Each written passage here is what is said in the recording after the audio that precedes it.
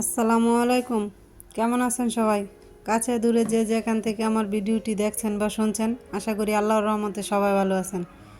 আলহামদুলিল্লাহ আমরাও কিন্তু ভালো আছি। তো আমি কিন্তু আজকে কিছু বাজার করেছি, সেগুলোই দেখাচ্ছি আর কি। তো খেজুর ডেলে নিলাম, আর আগের কিছু ছিল ওইগুলো উপরে রাখছি যাতে আগে খাওয়া হয়ে যায়। আর এই যে এদিক দিয়ে কিছু আপেল ডাইলে নিতেছি।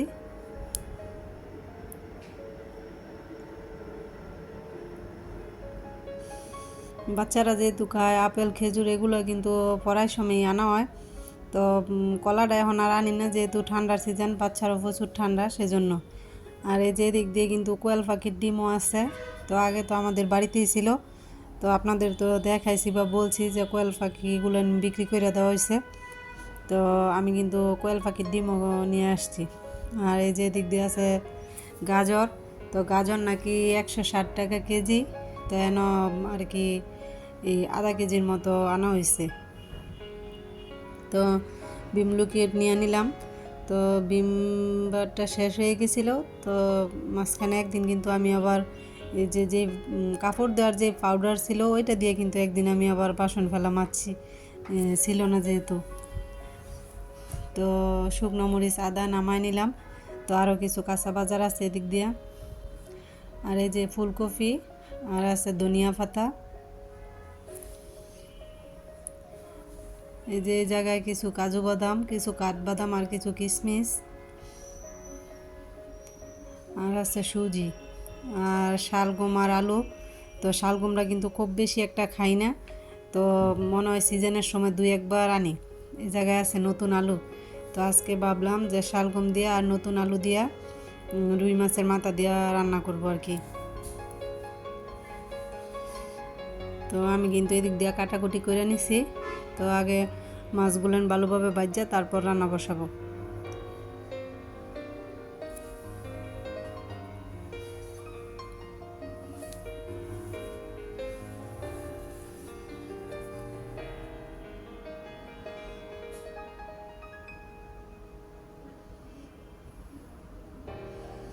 আমার কিন্তু মাছগুলো ভাজা হয়ে গেছে, এখন নামায় রাখবো।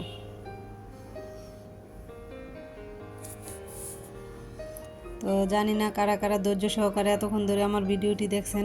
প্লিজ লাইক দিয়ে পুরো ভিডিওটি কন্টিনিউ করবেন। আপনার একটি লাইক আমার ভিডিওটি আপনার মতো আরও অনেকের কাছে পৌঁছে দিতে সাহায্য করবে। তো যারা আমার চ্যানেলটি সাবস্ক্রাইব করে নিয়েছেন তাদেরকে অসংখ্য ধন্যবাদ। আর যারা আমার চ্যানেলে আজকে নতুন, চাইলে চ্যানেলটি ভিজিট করে দেখতে পারেন। আপনাদের যদি এরকম লাইফস্টাইল ব্লগ ভালো লাগে, চাইলে কিন্তু আপনি চ্যানেলটা সাবস্ক্রাইব করে আমার পাশে থেকে যেতে পারেন। নোটিফিকেশন অন করে রাখবেন যাতে ভিডিও ছাড়ার সাথে সাথে আপনার কাছে পৌঁছে যায়।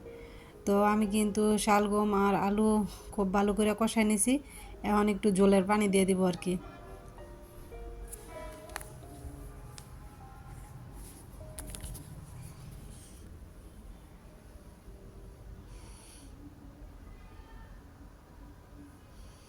তো শালগম যেহেতু খুব বেশি একটা খাই না, খুব কম আনি। তো মেয়ে বলতেছিল যে আম্মু ভালো লাগবো কিনা।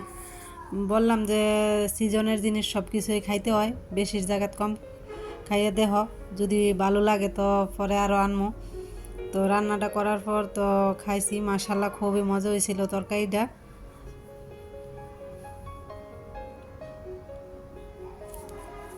তো এখন কিন্তু আমি মাছের মাথা, চা সব কিছু দিয়ে নিব। একটু পর কাঁচামরিচ আর ধনিয়া পাতাটাও দিয়ে দিব আর কি।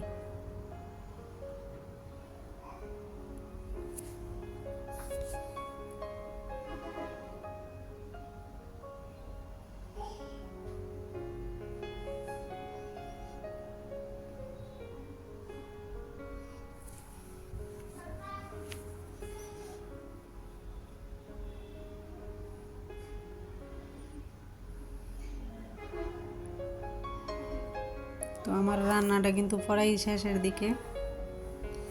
তো এদিক দিয়ে আমি কাঁচামরিচ আর কিছু ধনিয়া পাতা দিয়ে দিব এখন।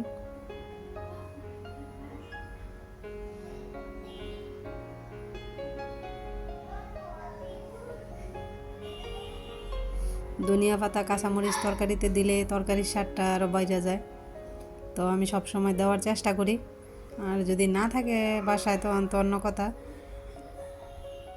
এই সিজনে ধনিয়া পাতাটা আমার লাগি।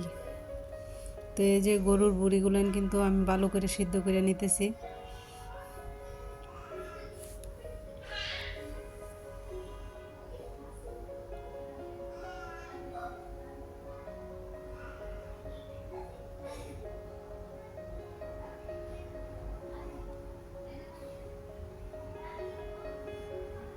তো গরুর বুড়ি কিন্তু আমরা মা মেয়েরা তিনজনই খুবই পছন্দ করি।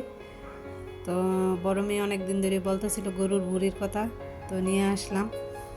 তো আমি কিন্তু সুন্দর করে কাটটা ধুয়ে নিতেছি।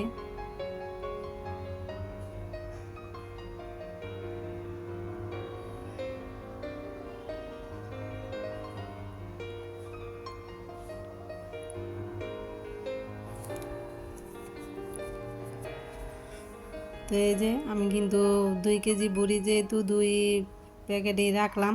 তো আর এদিক দিয়ে কিন্তু আমি গরম পানি দিয়ে সব কিছু দিয়ে নিতেছি, যেহেতু সব কিছু তেল কেষ্ট হয়ে রয়েছে বা এগুলোর মধ্যে বাজে একটা গন্ধ থাকে। তো সেই জন্য আমি কিন্তু মাছ কুটা দেওয়ার পরও কিন্তু গরম পানি দিয়ে ভালোভাবে পাতিল বডি বা যা যা আছে সব কিছু সুন্দর করে ধুয়ে নিই। তো রান্নার পর কিন্তু আমি আবার রান্না করে গ্লাস গ্রিল তারপর চুলাটা খুব সুন্দর করে মুছা পরিষ্কার করে নিছি।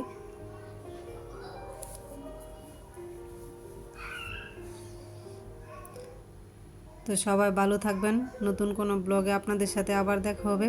সে পর্যন্ত নিজের খেয়াল রাখবেন, আমাদের জন্য দোয়া করবেন। আল্লাহ হাফেজ।